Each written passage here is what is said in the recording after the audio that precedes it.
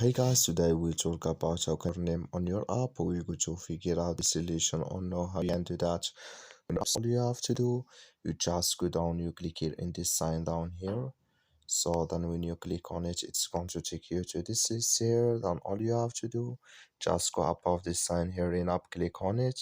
So then it's going to take you to this list here. Then all you have to do now, just go above this sign settings here, click on it, or you just click in this sign here, click on this pin here. So then when you click on it, it's going to take you in this list. Then you come here to name, you just change it here, your name. So click on it, then it's going to show for you. So when you click on it and change it here, add your name, then it's going to add with you.